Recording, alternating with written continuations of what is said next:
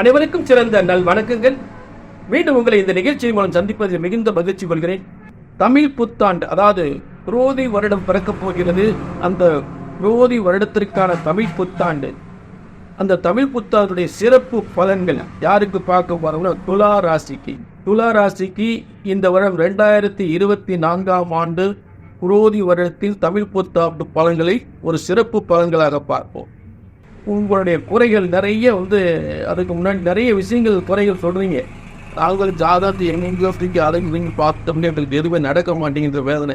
உதாரணத்துக்கு பிள்ளை கல்யாணமாக இருந்தாலும் சரி, கல்யாணம் 30 வயசு 35 வயசில் கல்யாணம் முடிய மாட்டேங்கிறதே தெரியல அப்படின்னு வேதனைப்படுறீங்க. நான் கேட்குறேன், கல்யாணத்துக்கு எத்தனை வருஷம் கொண்டு பார்க்குறேன்? 1 வருஷமா, 2 வருஷமா, 3 வருஷமா, 5 வருஷமா, 10 வருஷமா? நாங்கள் என்னங்க உங்களை மாதிரி ஜோசியரை பார்க்குறோம். கல்யாணம் முடியும் தான் சொல்கிறேன், ஆனால் முடிய மாட்டேங்குது. இந்த குரு பேச்சில் முடிஞ்சிருந்தாங்க, அந்த யாழில் இப்போ வந்துருச்சுன்றாங்க, ஆனால் எதுவுமே முடிய மாட்டேங்குது. நாங்களும் 25 வயசுலேருந்து 35 வயசு வரைக்கும் பையனுக்கு பொண்ணு பார்த்துக்கிட்டே இருக்கோம், முடியல. ரொம்ப வேதனைப்பட்டு செய்யாத பரிகாரமில்லை, பார்க்காத யோசிச்சதில் போகாத கோயில். எங்களுக்கு நல்ல வார்த்தை, பிள்ளை கல்யாணம் நல்லபடியாக முடியும், பையனுக்கு ஒரு நல்ல வார்த்தை சொல்லுங்க அப்படின்றாங்க. அது மட்டும் இல்லை, ஒரு பையனுக்கு அரசாங்க வேலைக்கு பார்த்தீங்கன்னா உங்களை மாதிரி ஜோசியரை பார்த்தாங்க அரசாங்க வேலைக்கு பணம் கட்டணும், அந்த பணத்தை வாங்க முடியல, வேலை அரசாங்க வேலையும் கிடைக்கலங்க, என்ன பண்ணுறது தெரியல. அடுத்து என்ன, கல்யாணம் 5 வருஷம் ஆச்சு, 10 வருஷம் ஆச்சு, குழந்தை இல்லை. ஏன்னா வம்ச வாரிசு இல்லாமல் குழந்தை கல்யாணம் முடிச்சு என்ன செய்ய? எல்லாம் அப்படித்தான், அத்தனை பொறுத்தவரைக்கும் இத்தனை பொறுத்தவரைக்கும் பார்த்து தான் கல்யாணம் முடித்தோம். இன்றைக்கி குழந்தை இல்லைன்னு ஒருத்தருக்கு ஒருத்தர் பெரிய பிரச்சனை வராது. குழந்தை இல்லைன்னு குடும்பத்தில் பெரிய சண்டை சச்சரவு வருது குழந்தை இல்லாதனால. அது ஏன் இப்படி குழந்தை இல்லாமல் இருக்கு, என்ன காரணம்? அடுத்து பூரியை சுற்றி பிரச்சனைக்கு மேலே பிரச்சனை போயிட்டு பூரியை சுற்றி முடிஞ்ச பாடு இல்லை. இன்னைக்கு முடிஞ்சிடும், நாளைக்கு முடிஞ்சிடும் அப்படி நாங்கள் பார்த்து எத்தனையோ முயற்சி பண்ணி யார் எத்தனையோ ஜோசியரை பார்த்து என்னென்னமோ நாங்கள் கோயிலுக்கு போய் என்னென்ன பரிகாரம் பண்ணிட்டோம். எந்த ஒரு முன்னேற்றம் இல்லை, எதுவுமே முடிஞ்ச பாடு இல்லை, நல்லது நடந்த பாடு இல்லை. இதுக்கெல்லாம் என்ன செய்யறதோ உங்களை பார்க்க வந்திருக்கோம் அப்படின்பாங்க. ஆக நல்லா கேவனிங்க, இப்படிப்பட்ட வேதனையோடு இருக்கக்கூடியவங்களுக்கு நான் என்னங்க உறுதி உத்தரவாதம் தரப்போறேன். நல்ல கேவனிங்க, ஒரு ஜோதிடத்தின் பலன் சொன்னது நடக்கவில்லை என்றால் ஒன்று உங்கள் ஜாதகம் தவறாக இருக்க வேண்டும், இல்லை என்றால் ஜோதிடர் நான் தவறாக இருக்க வேண்டும். ஏனென்றால் ஜோதிடம் ஒருபோதும் தப்புவதில்லை, தவறுவதில்லை. பிரம்ம வேதத்தால் உருவாக்கப்பட்ட ஜோதிட சாஸ்திரம், இறைவனால் உருவாக்கப்பட்ட ஜோதிட சாஸ்திரம். ஆக ஜோதிடம் ஒருபோதும் தப்புவதில்லை, தவறுவதில்லை. சரியாக கணித்தால் சரியாக நடக்கும் என்ற உறுதி உத்தரவாதத்தோடு நிகழ்ச்சிக்குள்ள போவோம். மீண்டும் இன்னைக்கு யாருக்கு பார்க்கணும்னா துலா ராசிக்கு புத்தாண்டு பலன்களை நம்ம பார்க்க போறோம். புத்தாண்டு துலா ராசியினுடைய புத்தாண்டு தமிழ் குரோதி வருடத்திலே தமிழ் புத்தாண்டு கிரக அமைப்புகள். அதாவது பார்த்தீங்கன்னா வருகின்ற குரோதி வருடம், அதாவது 14/4/2024 அன்று சித்திரை மாதம் 1ஆம் தேதி குரோதி வருடம் தமிழ் புத்தாண்டு பிறக்கிறது. இது சாஸ்திரப்படி பார்த்தாச்சுன்னா முதல் நாளே நமக்கு பிறந்துருது. 14ஆம் தேதி நைட்டே 8:35 பிறந்துருது. ஆனால் முறைப்படி நம்ம 14ஆம் தேதி கொண்டாடுறோம். அதாவது நம்ம சாஸ்திரப்படி நம்மளுடைய ஐடியில் 14ஆம் தேதி கொண்டாடுறோம். ஆனால் முதல் நாளே பிறந்துடு. சரி, சொல்லி ஆகணும் இல்லை உங்களுக்கு. சரி, அதை முதல்ல பார்த்தீங்கன்னா துளாராசியுடைய கிரக அமைப்புகள். முதல்ல துளாராசிக்கு 4ஆம் இடத்தில் கேந்திர ஸ்தானத்தில் வலிமையோடு ஆட்சி பெற்ற சனியோடு செவ்வாய் இருக்கக்கூடியது. அடுத்து துளாராசிக்கு 6ஆம் இடத்தில் உச்சம் பெற்ற சுக்கிரனோடு புதன் ராகு இருக்கக்கூடியது.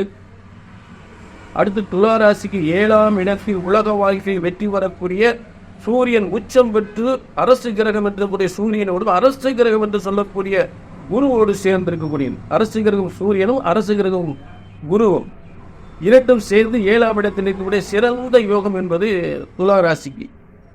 அடுத்து துளாராசிக்கு 10ஆம் அதிபதி என்று சொல்லக்கூடிய சந்திரன் 9ஆம் இடத்தில், அதாவது தர்ம கர்மாதிபதி யோகத்தில் சந்திரன் மிருகசீர்ஷ நட்சத்திரம் பூமி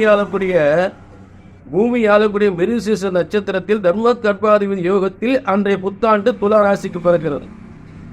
அது நிச்சயமாக துளாராசி இருக்கக்கூடிய அரசாங்கத்துடைய மிகப்பெரிய ஒரு பதவியே மிருகசீர்ஷம் என்பது பூமியார நட்சத்திரம்.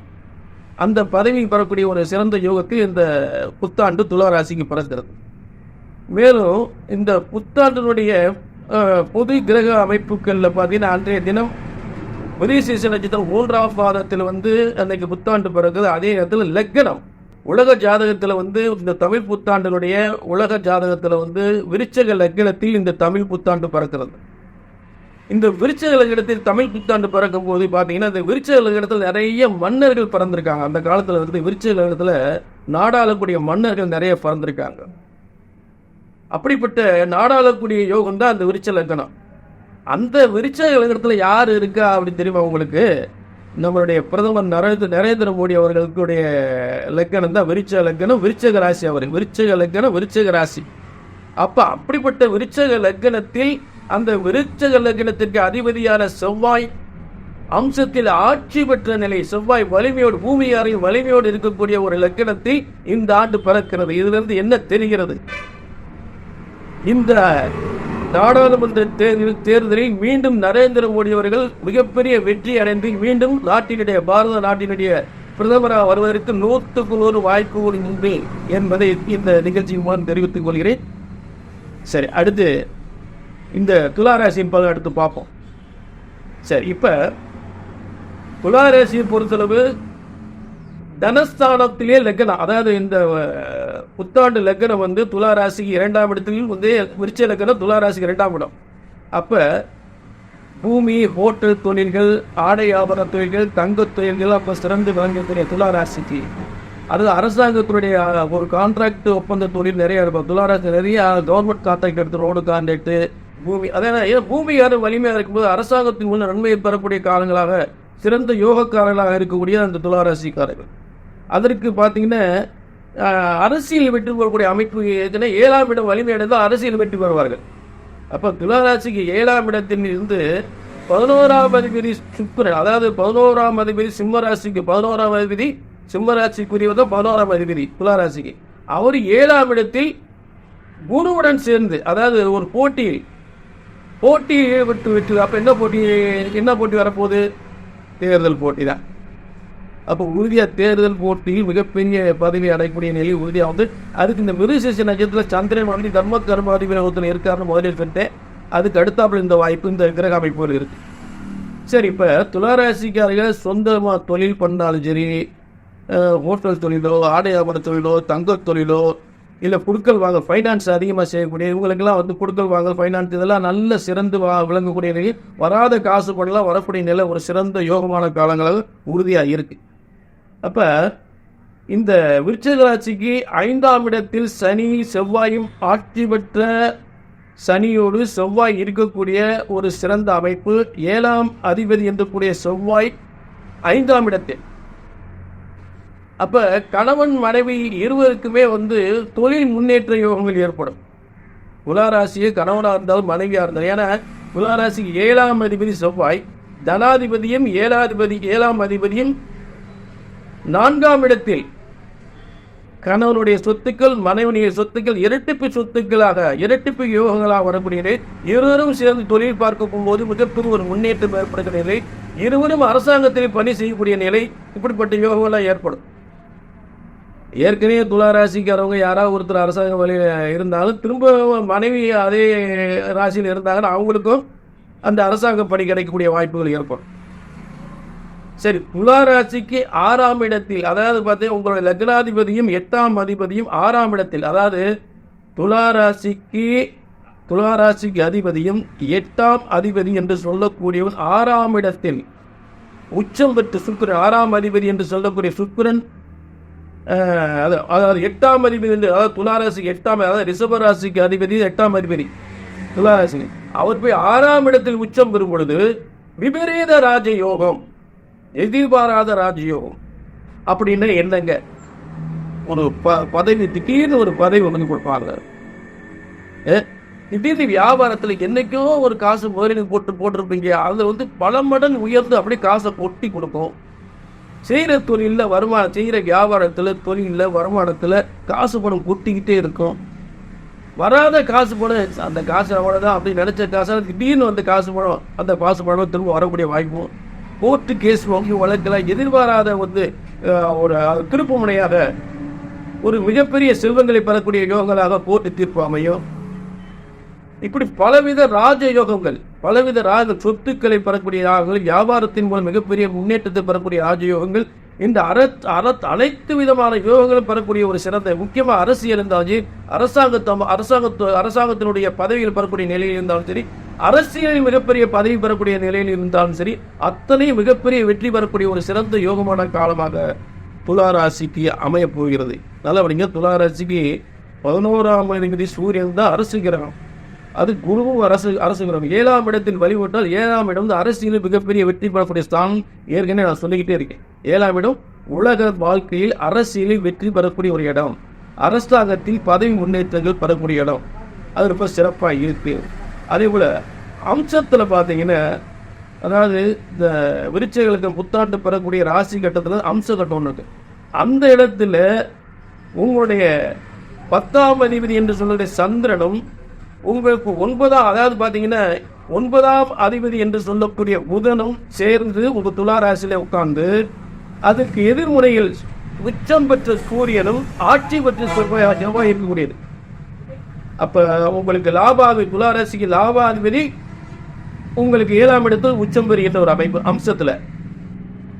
அதே சூரியனோட ஆட்சி பெற்ற செவ்வாய் உங்களுக்கு துளாராசிக்கு தனஸ்தானாதிபதி. செய்த வியாபாரம், அரசியல் முன்னேற்றம், வெளிநாட்டு யோகம், வெளிநாட்டு வருமானம் என்று பல நிலைகளில் பல முயற்சிகளில் வெற்றி பெற்று மிகப்பெரிய ஒரு நல்ல முன்னேற்றமான காலமாக, ஒரு புகழ் குறைந்த காலமாக, ஒரு சிறந்த முன்னேற்றமான காலம் மிக உறுதியாக ஏற்படும் என்பதில் எந்த எல்லாரும் சந்தேகமே கிடையாது. துளாராசி ரொம்ப பிரமாதமா இருக்கு. சரிங்களா? ஆக துளாராசிக்காரவங்க வந்து பொதுவாகவே வந்து நிறைய தொழில் இருப்பாங்க. வியாபாரம், பலசரக்கு கடை வியாபாரம், காய்கறி வியாபாரம், பலசரக்கு வியாபாரம், அதே மாதிரி பார்த்து மக்களுக்கு என்னென்ன பயன்படுமோ அத்தனை தொழில் இருப்பாங்க. அன்றாட மக்களுக்கு தேவைப்படுகின்ற அத்தனை தொழிலுமே துளாராசிக்காரங்க இருப்பாங்க. சரிங்களா? அது உணவுப் பொருள் சார்ந்த எந்த தொழிலாக இருந்தாலும் இருப்பாங்க.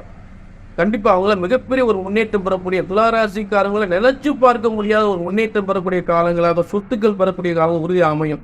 சரிங்களா? அது எந்த ஒரு சந்தேகமே இல்லை. துளாராசியினுடைய அந்த தமிழ் புத்தாண்டு கிரக அமைப்புகள், ராசி அம்சத்தினுடைய விளக்கங்கள், கிரகங்களுடைய விளக்கங்களை சொல்லியாச்சு. அடுத்து இருந்து என்னென்ன தொழில்கள் வந்து துளாராசிக்காரவங்க நல்ல ஒரு முன்னேற்றம் பெறக்கூடிய காலங்களாக அதை ஏற்படும் அப்படின்றத பார்ப்போம். பொதுவாக பார்த்தீங்கன்னா துளாராசியை பொறுத்தளவு சுக்குனுடைய வீடாக இருக்கிறதுனால அரசாங்க வேலை வந்து பொதுவாக எந்த அரசாங்க வேலையும் அவங்களுக்கு கிடைக்கக்கூடிய வாய்ப்புகள் இருக்கு. பேங்க் வேலை, பேங்க் மேனேஜர் வேலை, பேங்க் கிளர்க்கர் வேலை, அந்த வேலைக்கு முயற்சி பார்த்து நிச்சயமாக அந்த தமிழ் புத்தாண்டில் கிடைக்கிறதுக்கு வாய்ப்புகள் உண்டு. அந்த தொழிலில் சிறந்து விளங்கக்கூடிய வாய்ப்பு உண்டு. ஃபைனான்ஸ் தொழில் ரொம்ப சிறப்பாக இருக்கு. அடுத்து அரசு சம்பந்தப்பட்ட எந்த வேலைக்கு முயற்சி பார்த்தாலும் நிச்சயம் தமிழ் புத்தாண்டில் கிடைக்கும். கிளர்க்கு போஸ்ட்டு, பியூன் போஸ்ட்டு, தோட்ட வேலை. சரிங்களா? அது வந்து இப்போ 11ஆம் அதிபதி வந்து உச்சம் பெற்று சூரியனாக இருந்து 7ஆம் இடத்தில் ஒரு சிறந்த உச்சத்தோடு வலிமை பெறும் பொழுது எதிர்பாராத வகை வருமானங்கள், ஒரு லாட்டரி யோகம் கூட அடிக்கிற லாட்டரி யோகம் போல ஒரு செல்வங்கள் வரக்கூடிய யோகம் கண்டிப்பாக உண்டு. அடுத்து நல்ல கவனிய ஹோட்டல் தொழில். துளாராசிக்காரவங்க சந்திரன் வந்து 10ஆம் வீடாக இருக்கிற அநேகமாக உணவுப் பொருள் தொழில், பெரிய பெரிய ஹோட்டல் நடத்துகிறவங்க, உணவு சாதாரண சின்ன ஹோட்டலாக இருந்தாலும் சரி, பெரிய பெரிய ஸ்டார் ஹோட்டலாக இருந்தாலும் சரி, எல்லா ஹோட்டல் தொழிலும் உணவுப் பொருள் சம்மந்தப்பட்ட எந்த தொழிலும் துளாராசிக்கு ரொம்ப சிறப்பாக இருக்கு. டிபார்ட்மெண்டல் ஸ்டோர் நடத்தக்கூடியவங்களுக்கு பல மடங்கு அடுத்தடுத்து ஒரு பிரான்ச் போடக்கூடிய அளவுக்கு முன்னேற்றம் கிடைக்கும். அடுத்து சில்வர் பட்டறை, தங்க நகை பற்ற தொழில், சில்வர் பட்டறை, தங்க நகை பற்ற, தங்க நகை ஷோரூம், இதெல்லாம் அந்த தொழிலில் ரொம்ப சிறந்து வரும். அடுத்து ஆடை ஆவண ரெடிமேட் தொழில்கள் வந்து ரொம்ப சிறப்பாக இருக்கு. டாப்பில் வரலாம். அடகு கடை, நகை அடகு கடை, அது நல்ல முன்னேற்றம். நகை கடை வைக்கிறது, நகை கடை, அடகு கடை, நகை அடகு கடை வைத்திருப்பவர்கள் அந்த அடகு கடை தொழில் ரொம்ப சிறப்பாக இருக்கும். மெடிக்கல் ஷாப், ஃபார்மாசி, அதேமாதிரி ஒரு விவோ நிர்வாகம், ஒரு அரசாங்கத்தில் விவோ பணிக்கு முயற்சி பண்ணக்கூடியவங்களுக்கு, அதே ட்ரெஸரி, அதாவது உங்களுக்கு வட்டாட்சியர் போன்ற ஒரு பொறுப்புகளை வைக்கக்கூடிய ஒரு சிறந்த நிலை இருக்கும். அந்த மாதிரி போஸ்டிங்கில் கிடைக்கிறதுக்கு வாய்ப்புகள் உண்டு. அடுத்தது வந்து பார்த்தீங்கன்னா டாக்டர் படிப்பு பெரிய அந்த படித்து நேரக்கூடிய வாய்ப்பு ஏற்படும். மருத்துவமனை தொழில், டாக்டர் தொழில், இதெல்லாம் சிறந்து விளங்கக்கூடிய வாய்ப்புகள் ஏற்படும். 2 வீலர் ஒர்க் ஷாப், சுக்கரனை வீடு வந்து சுக்கரன் வாகனத்துக்கு சம்மந்தப்பட்டவர், அது நிறைய டூ வீலர் ஷோரூம் வச்சுருந்தாலும் சரி, சாதாரண டூ வீலர் தொழில் பார்க்கக்கூடியவங்களாக இருந்தாலும் சரி, அவங்களுக்கு நல்ல ஒரு முன்னேற்றம் ஏற்படும். நல்ல முன்னேற்றம் உறுதியாக ஏற்படும். கார் மெக்கானிக் தொழில், கார் மெக்கானிக் தொழில் பார்க்குறது, கார் ஷோரூம் வச்சுருந்தாலும் சரி, கார் மெக்கானிக் தொழில் பார்த்தாலும் சரி, நல்ல முன்னேற்றங்கள் உறுதியாக ஏற்படும். அடுத்து எலக்ட்ரானிக் சாதனங்கள், அதாவது ஃப்ரிட்ஜ், ஏசி, வாஷிங் மிஷின், அது சார்ந்த ஷோரூம்களாக இருந்தாலும் சரி, அதை சார்ந்த சர்வீஸ் செய்யக்கூடிய தொழிலாளர்கள் அவங்களுக்கு நல்ல முன்னேற்றம், சிறந்த முன்னேற்றமாக அமையும். மெக்கானிக்கல் இன்ஜினியர் அவங்கள அரசு வேலைக்கு முயற்சி பண்ணலாம். அந்தந்த பெரிய பெரிய இடங்களுக்கு அவங்களுக்கு அந்த மெக்கானிக்கல் தொழில் பார்க்குறவங்களுக்கு ஏசி மெக்கானிக்காக இருந்தாலும் சரி, அந்த அந்த தொழிலெலாம் அரசு வேலைக்கு முயற்சி பண்ண நிச்சயமாக கிடைக்கிறதுக்கு வாய்ப்பு உண்டு. அடுத்து வந்து மெக்கானிக்கல் இன்ஜினியரிங் தொழில், மெக்கானிக்கல் இன்ஜினியரிங் இது போன்ற தொழில்களை சிறந்தவர்களுக்கு அதற்கான வேலை வாய்ப்பும் கிடைக்கிறதுக்கு வாய்ப்பு உண்டு. அடுத்து ரியல் எஸ்டேட் தொழில், ரியல் எஸ்டேட் தொழில் ரொம்ப டாப்பில் போகிறதுக்கு வாய்ப்பு ரொம்ப பிரமாதமாக இருக்குங்க. சிம்மராசி அதெல்லாம் கவனிங்க. சிம்மத்தில் வந்து சிம்மராசியினுடைய சூரியன் வந்து பூமிக்கு அதிபதி, செவ்வாயின் அதிபதி இருக்கும் பொழுது இந்த துளாராசிக்கு சூரியன் வந்து லாபஸ்தானாதிபதியாகி பூமிகாரன் வீட்டில் உச்சம் பெறுவதனால் நல்ல ஒரு ரியல் எஸ்டேட் தொழில் வந்து சிறப்பு பெறுவதற்கு வாய்ப்பு உண்டு. துளாராசிக்கு நிறைய லட்சக்கணக்கு கோடி கணக்கு அந்த ரியல் எஸ்டேட்டில் துளாராசிக்காரவங்க நிறைய சம்பாதிக்கலாம். சரி, ஏன்னா இந்த லாபாதிபதி வந்து பூமி ஸ்தானத்தில் வலிமை பெறுவதனால், பூமிகாரன் என்று சொல்லக்கூடிய செவ்வாயின் இடத்தில் வலிமை பெறுவதனால் கட்டிட தொழில், அதாவது கட்டிட கொத்தனார் தொழில் பார்க்குறவங்க கூட திடீர்னு பெரிய ஒரு பில்டிங் கன்ஸ்ட்ரக்ஷன் ஆகிடலாம், பெரிய கான்ட்ராக்ட் ஆகிடலாம், பில்டிங் கான்ட்ராக்டர் ஆகிடலாம். அந்த அளவுக்கு கட்டிட தொழிலாளர்கள்லாம் முன்னேறக்கூடிய ஒரு சிறந்த காலமாக. ஏன்னா சனி வந்து கீழ்நிலை தொழிலாளர்களை உயர்த்தக்கூடியவர். கீழ்நிலை தொழிலாளர் பணியாற்றக்கூடிய கீழ்நிலை தொழிலாளரை சொல்லக்கூடிய சனிபான் அவர் வந்து 6ஆம் துளாராசிக்கு வந்து 4ஆம் இடத்துல, துளாராசிக்கு 4ஆம் இடத்துல செவ்வாய் சனியோடு இருக்கும் பொழுது பூமி கட்டிடங்கள் சம்பந்தப்பட்ட தொழில் துளாராசிக்கார கூலி தொழிலாக இருந்தாலும் மிக சிறந்த முன்னேற்றம் பெறக்கூடிய காலங்களாக அமையும். சரிங்களா? பில்டிங் கான்ட்ராக்ட் தொழில் ரொம்ப சிறப்பாக இருக்கும், கன்ஸ்ட்ரக்ஷன் தொழில் ரொம்ப சிறப்பாக இருக்கும். அடுத்து பார்த்தீங்கன்னா எலக்ட்ரிக்கல் வயரிங் சம்பந்தப்பட்ட தொழில்கள் எல்லாம் வந்து ரொம்ப பிரமாதமாக முன்னேற்றம் பெறக்கூடிய காலங்களாக, அதாவது கட்டிடங்கள் வீடுகள் சம்பந்தப்பட்ட சிமெண்ட் தொழில், டிஎம்டி கம்பிகள், அதாவது கட்டுக்கம்பி தொழில், ஏன்னா இது போல கட்டட தொழில் சார்ந்தது. கட்டட தொழில் சார்ந்த தொழிலாம் ஏற்கனவே நல்ல பிரமாதமாக இருக்குது, இந்த ஆண்டு ரொம்ப சிறப்பாக இருக்குது. அந்த தொழில் பார்க்க ரொம்ப டாப்பில் சம்பாதிச்சுட்டே போவாங்க. புரியுதுங்களா? அதே இடத்துல சினிமா துறை, கலைத்துறையில் சுக்கிரன் வந்து துளாராசிக்கு வந்து சினிமா துறை சார்ந்தவர் சுக்கிரன். அந்த சினிமா துறையில் இருக்கிறவங்களுக்கு சந்திரன் வந்து ஒரு அழகான மனிதன், சந்திரன் வந்து அழகு. துளாராசிக்கு ஒரு 10ஆம் இடம் வந்து ஒரு அழகு, சந்திரன் வந்து அழகை தரக்கூடியவர். ஆக சினிமா, கலைத்துறை, அரசியல் துறை இது சார்ந்தவர்களுக்கு சிறந்த முன்னேற்ற காலங்களாக உறுதியாக நிச்சயமாக ஏற்படும். ஆக இப்போ நான் சொல்லக்கூடிய பலன்கள் எதுவுமே சரியாக நடக்கலை அப்படின்னா கண்டிப்பாக உங்கள் ஜாதகத்தில் மோசமான ஒரு பாவ கிரக தசா புத்திகள் நடந்தால் நான் சொல்லக்கூடிய பலன்கள் எதுவுமே நடக்காது. அப்போ என்ன பண்ணுறீங்க அப்படின்னா கீழே நம்பர் இருக்குது, அந்த நம்பரை நோட் பண்ணிவிட்டு ஒரு அப்பாயின்மெண்ட் மட்டும் வாங்கிக்கிடு. உங்கள் ஜாதகம் என்ன காரியம் நடக்கலைன்னு பார்ப்பேன், நடக்காத காரியத்தை நடத்தி வைப்போம். நல்ல கவனிங்க. யாங்களும் எங்கெங்கே எத்தனை இடத்துல ஜாதகத்தை பார்த்துட்டேங்கிறாங்க. இப்போ நடக்குன்றாங்க, அப்போ நடக்கும்ன்றாங்க, இது இப்போ சரியாகுன்றாங்க, அப்போ சரியாக ஒன்றுமே சரியாகி திரும்ப பிரச்சனையாகுது. நல்ல கவனிங்க. ஒரு ஜோதிடத்தின் பலன் சொன்னது நடக்கவில்லை என்றால் ஒன்று உங்கள் ஜாதகம் தவறாக இருக்க வேண்டும், இல்லை என்றால் ஜோதிடர் நான் தவறாக இருக்க வேண்டும். அந்த தவறு வந்துவிடக்கூடாது. புரியுதுங்களா? அதை எந்த பிரச்சனைக்காக ஜாதகத்தை எடுத்துட்டு வர்றீங்களோ அதை என்ன பார்த்து சரியாக நடக்கலை அப்படின்னு வேறு ஜோசியரை பார்ப்போம், இருந்தால் இடத்துல வேறு ஜோசியரை பார்ப்போம். அப்படி ஒரு நிலை வரப்படாது. அவரை பார்த்து அப்படி நடந்துச்சுன்னு சொல்லக்கூடியதாக இருக்கணும். ஜோதிடம் என்பது பிரம்ம வேதத்தால் இறைவனால் உருவாக்கப்பட்டது, வேத சாஸ்திரத்தில் உருவாக்கப்பட்டது. புரிஞ்சுட்டீங்களா? ஜோதிடம் ஒருபோதும் தப்புவதில்லை, தவறுவதில்லை. சரியாக கணித்தால் சரியாக நடக்கும் என்ற உறுதி உத்தரவாதத்தோடு மீண்டும் ஒரு நல்ல நிகழ்ச்சி சந்திக்கும் வரை உங்களிடமிருந்து விடைபெறுகிறேன். நன்றி, வணக்கம்.